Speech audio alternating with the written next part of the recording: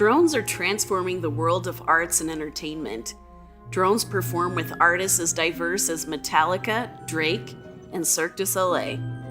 Drone designers exploring STEAM careers let students step into the shoes of groundbreaking drone designers. Students take on real-life team roles to code, costume, and choreograph drones in a creative performance. They use the engineering design process to brainstorm, test, and problem solve just like the pros. Hi, I'm Erica Liebel, the author of Drone Designers. After seeing the short film Sparked, I knew I wanted to bring the magic and excitement of drones in the arts to students everywhere. I consulted with the production team at Verity Studios while creating the program. The designer's notebook for students uses real sketches and activities that the world's first drone costume designer does with her team. Drone Designers was piloted at my former middle school. Teachers and students from the pilot all agree that there are easy entry points for anyone, whether or not they have experience with drones and coding. Students explore both technical and creative positions on their team until they find the best fit. The Drone Designers pilot had such an impact that several schools, even a STEAM school, have implemented the program. The school board even approved the curriculum to become an elective course. Now thousands of students are enjoying Drone Designers in classroom and after-school programs across the U.S. We've done the testing and legwork for you to be successful with your students.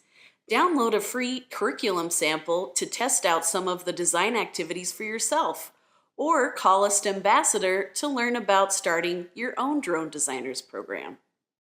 Okay, so you have your instructor guide that has detailed lesson plans for each of the 12 days. The students all get their own individual designer's notebook that includes things like biographies of different real professionals in the world of drone performance, a variety of different graphic organizers and thought maps, and just a whole robust assortment of tools that the students can use to record their learning as it's happening. You also get a handful of useful posters that you can put up around the educational space that will remind students of things like the engineering design process. You get a set of co-drone EDU mini drones. For those of you that worked with PCS before, or if you were around a few years ago when we had our Ready Set drone, we used to use the Tellos, and we have since changed and upgraded in the second edition of Drone Designers to the co-drone EDU. This drone is very versatile, very easy to code. It's easier to connect than the Tello was. So if you do have some of those older Tellos, just know that you're going to be getting a new set of co-drone EDU drones, which are great and complement the curriculum very well. You also get all the accessories that come with the drone. The drone has a variety of sensors and a variety of things that are new compared to the Tello. They don't come with a camera anymore, so that's a slight difference from our first version. But they have color sensors, distance range sensors, obstacle detection. They have built-in safety, so prop guards that are kind of part of the frame, and so they're very sturdy and very unlikely to break with regular use. And then the app that you use to code them is a web-based app that is very easy to access. You just log into the website, connect the drone with the USB cable to your Chromebook or a laptop or computer, and then you can program using Blockly. And so one of the great things about the co-drone EDU and its parent company RoboLink is they have an enormous amount of free tutorial and support to teach you how to use Blockly if you're unfamiliar with block style coding. It's very easy to use and very heavily supported. All right, so again, you get, in terms of your print materials, the instructor guide has all of the lessons. If you haven't seen a PCS lesson plan before, we write our lesson plans with the expectation that they may be used by teachers that don't have a lot of experience. So they are very thorough. They're very easy to follow. There's always a section of background information for the educator to help them prep for the lesson. And then as they're working their way through the lesson, the text is color coded so that the instructions for the instructor are printed in one color, and then dialogue or text that you mean to read to the students is in a second color. So they're very easy to use, particularly for beginners. The designer's notebook, again, goes with every daily lesson. The students are going to have a section of their notebook that they're going to fill out and they're going to work with. All of the lessons are aligned to a variety of standards, both content standards and soft skill standards. The print materials are also available digitally on our digital resources portal. All right, so as students work their way from day 1 to day 12, you can kind of see from the lesson titles here what they're doing as they follow that process. But in essence, like all of our curriculum products, we structure our lesson plans basically using Bloom's taxonomy, where the early lessons in the set are kind of foundational, where students are learning basic information, learning, vocabulary and basic skills, and kind of establishing a knowledge base so that as they move into the middle sets of the lessons, they have a strong foundation to kind of move up that pyramid more into kind of the analysis and the practice. And then at the end of the lesson set in the last few days, they're kind of at the top of Bloom's taxonomy, doing those higher order thinking skills, things like, creating new content. And so the first 2 days, students are really getting to know Lee Pereira, who is the person, the professional who this whole curriculum is sort of modeled on. And they get to see what her process was in designing some of the first indoor drone performances for a company called Verity Studios.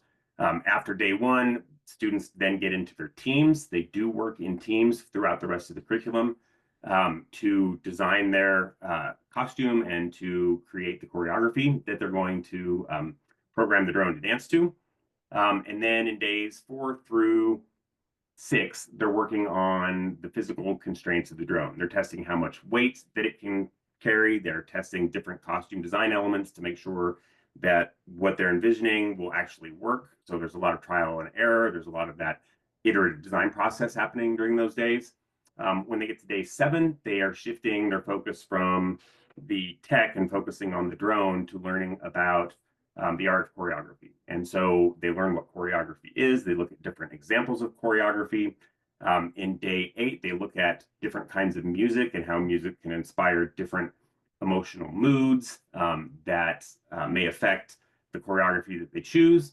And then on days 9 through 12, they're really coming together as a team and working to design their final costume prototype, to select the music, and then to plan out how they're going to have their drone move in the final performance piece. And then days 10 and 11, they're kind of working through that process. They're testing and evaluating, reflecting, redesigning if needed. And then on day 12, they do the performance showcase. And so that's an opportunity for them to share with, their classmates and potentially, the school, your larger community, whatever works best for your particular learning environment.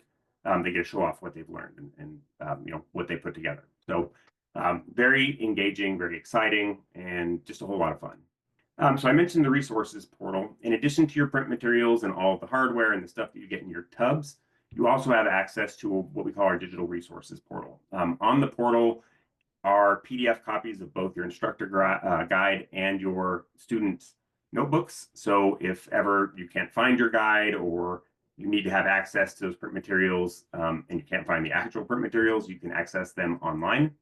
One of the nice things about the PDF guide of the instructor guide is that all of the links that are in the support section for the teachers are hyperlinked there. So you can open up the PDF version and click on hyperlinks to support videos and that sort of thing directly out of the resource portal. We also have a slide deck that is created so that every day's lesson has slides that correspond with the progress from the beginning of the lesson to the end of the lesson. And so you don't have to worry about creating some sort of visual or engaging asset. We already did that for you. So you log into the resources portal, you pull up the slides correspond with the lesson from beginning to end. We also have a flight safety video just to give students some basic background about best practices for flying drones. And then that's also, the resource portal is the best place that you can access our support team if you need support in any way, shape, or form.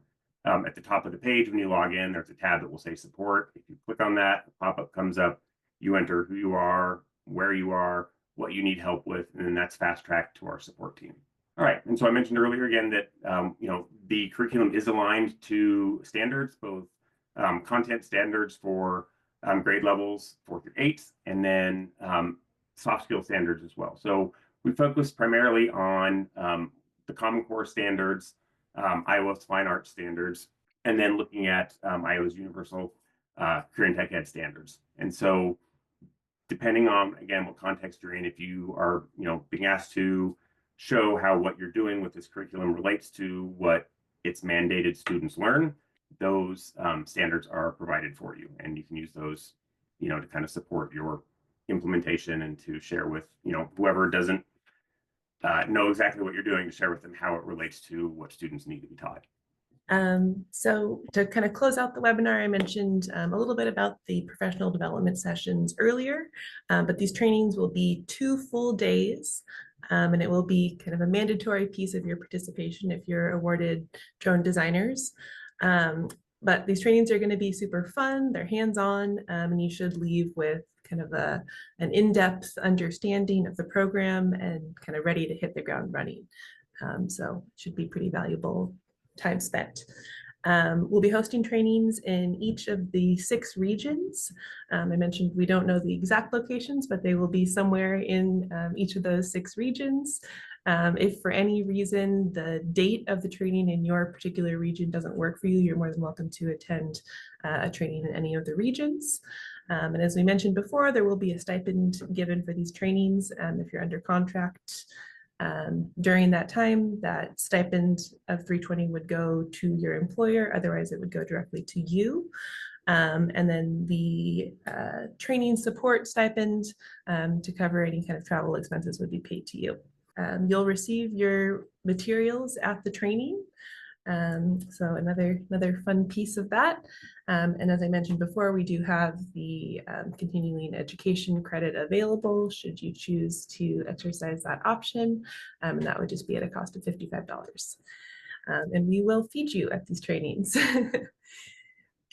So that is all that we have for you in terms of a presentation. Love to kind of open it up for questions. If anyone wants to ask their question out loud, you can go ahead and raise your hand. And then we also have our email up on the screen. So if you have any questions that you prefer to kind of send long format via email or things that come up later, please feel free to reach out to us and we will get back to you as soon as possible with those. Okay, so I can answer that first question that showed up in the text. So Angie asked, can the lessons be broken down into shorter lengths of time, or do they each require an hour at a time? They are fairly flexible. In order to cover everything within a lesson, you will need 1 hour of time, but that doesn't necessarily have to be concurrent. Like you could break it up into, 2 half-hour lessons or whatnot. But they are very full lessons, and so you definitely will need an hour total, however you choose to divide that up, to address all the content in each of the lessons. Next question, will this work along with dronology? It is complementary to dronology. If you have dronology from being in, having gotten one of our programs like Discover Drones or Ready Set Drone, you will still have access to dronology there. It does not rely on dronology content or videos. The only video that they get for the support is just kind of an intro to drone safety, because the drones are not being manually piloted, they're being programmed. But it definitely is complementary, and if you have access to dronology, that could definitely be a big support. Yeah, so Sarah, feel free to jump in on this one as well, but the $165 training support is essentially like a travel stipend, so that would go directly to you to cover any travel related expenses or kind of any other costs related to attending the trainings. I think Lindsay covered it perfectly. Any cost associated with your ability to attend the training, that's what that covers. Looks like Sarah answered Trevor's question. So there's the link on screen, or the link that Sarah shared in the chat. I'm also going to drop the link that is directly to the application on the Iowa Grants portal. If you know you're ready to apply right now, you can go ahead and click that. And that application is due March 3rd. Recommended age for this program is grades 4 through 8.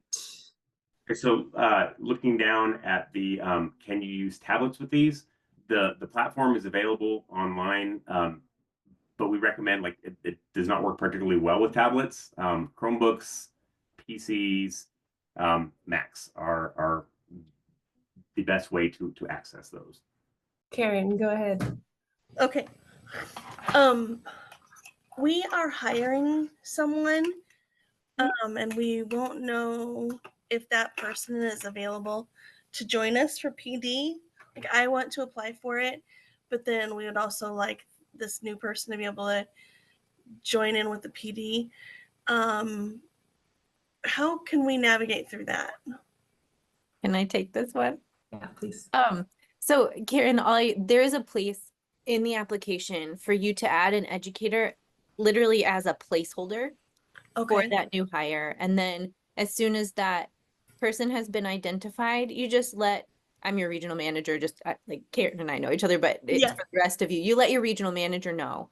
And also the team at PCS. And that way we all have that person's contact information in our records so that they get all the communications that you would. But for anybody, if you're unsure who the person on the team is going to be, because a lot of transitions happen in the spring and summer, there is a place to put an educator in as a placeholder. And as soon as you get it filled, let us know. Okay. And if that person that is hired is available for whatever reason, we can just say nobody else will join us. So it is like to attend the training is a requirement. Right. Like I would for sure go. In order to get the materials. And then if that person wanted the materials and they couldn't come, they could attend any of we would work with them to help see if they could attend a training at a different region. Well, I don't think that we want more materials. We just wanted more of the teachers more in our training. program to have the PD. I gotcha. So if we hire this person and but we only want them one set of materials, right?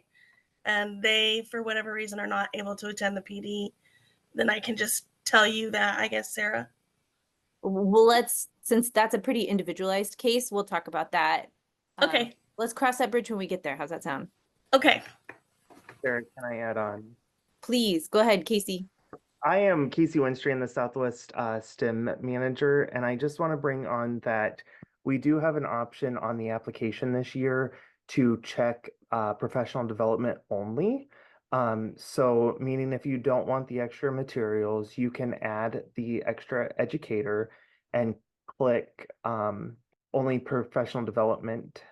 Example for this would be maybe the curriculum instructor wants to come and have the professional development as well, but they don't need the class material kit. Or if you have more than one teacher or educator and you're going to share the materials, that is an option as well. Heather had a question about recurring costs for this program. If you wanted to repeat drone designers, say multiple times or in following years, we estimate it somewhere to be between $50 and $250, and that would essentially just be to cover the cost of new supplies to create the drone costumes, as well as printing out those student pages. We do have refill kits available directly through us if you don't want to go through, working on finding those materials or printing stuff. You can order those directly from us as well. No cost for using the Blockly web app. All right, well, it looks like that is all the questions I'm seeing in the chat. I don't see any other hands up. So I think we'll go ahead and close out the webinar. Thank you again for taking time out of your afternoon to join us.